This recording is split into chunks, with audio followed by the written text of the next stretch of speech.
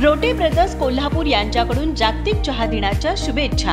70 वर्षाची विश्वासाची परंपरा म्हणजेच रोटे ब्रदर्स कोल्हापूर यांचा हॉटेल किंग प्रीमियर चहा व लाल पान फॅमिली मिक्सर चहा, आसाम मधील निवडक दर्जेदार स्वादिष्ट व रुचकर चहाचे ब्लेंड्स म्हणजेच रोटे ब्रदर्स कोल्हापूर यांचे स्फूर्तिदायक हॉटेल किंग प्रीमियर चहा व लाल पान फॅमिली मिक्सर चहा नेहमी वापरा।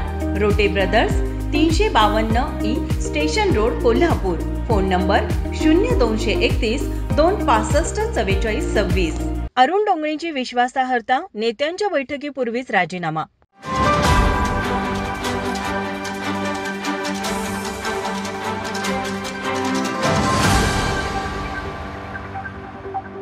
जिल्ह्याचे प्रमुख आर्थिक सत्ता केंद्र असलेल्या कोल्हापूर जिल्हा दूध उत्पादक संघाचा अर्थात गोकुळचा अध्यक्ष महायुतीचा व्हावा यासाठी अरुण डोंगळे यांनी राजीनामा दिला नव्हता।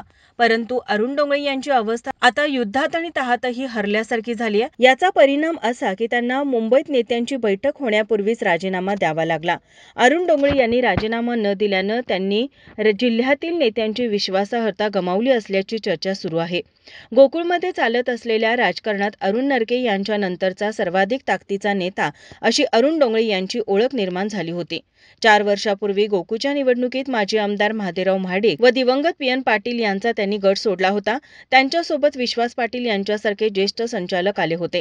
या जोरावर गोकुळमध्ये तब्बल 30 वर्षांनंतर सत्तांतर झालं होतं। सत्तांतरानंतर डोंगळे यांचा 2 वर्ष अध्यक्षपदाची संधी देण्याचं ठरलं होतं।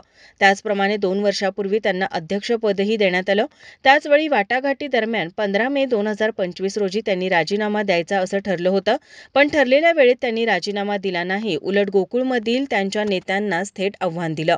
पुढील 1 वर्षासाठी सतेज पाटील गटाला अध्यक्षपद जाणार असल्यानं पाटील गटाचा अध्यक्ष झाल्यास गोकुळमध्ये काँग्रेसची सत्ता आली असा संदेश जाईल असं त्यांना वाटल्यामुळं त्यांनी महायुतीचा अध्यक्ष व्हावा म्हणून राजीनामा दिला नाही। त्यांच्या बंडखोरीला अन्य संचालकही साथ देतील असं त्यांना वाटलं, परंतु 21 पैकी 19 संचालक एकत्र येऊन त्यांनाच धक्का दिला।